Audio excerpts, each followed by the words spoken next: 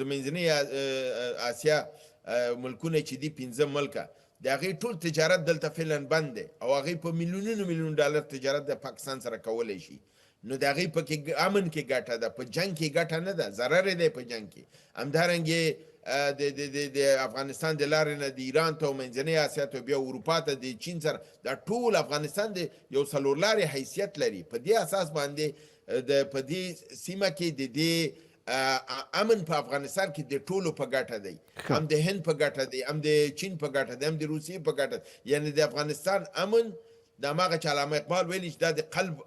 حیثیت لري قلب چې ناروغی بدن ناروغی که قلب روغي ټول نو دا بالکل تاسو ګورئ نن سبا چې افغانستان نارامه سیمه نارامه ده که افغانستان آرامیږي امن راځي سوله راځي دا سیمه هوسا کیږي او د پرمختګ خواته ځي ښه ګامونه اوچتوي نو په دې کې د ټولو ګټه ده او دا ممالک بالکل امن غواړي په دې سیمه کې بالخصوص چین او روسیه دغه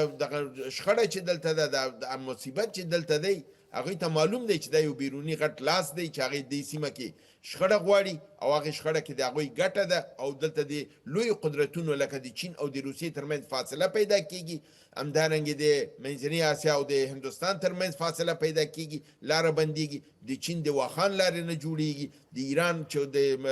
ریل پټلۍ غواړي چې د ایران نه د افغانستان په لاره چین ته لاړ شي دا بیا نه جوړیږي دا ټول یو بل سره تړلي دي په دې لپاره نو موږ دا په ډاډه ویلی شو چې دا ملکونه دلته امن غواړي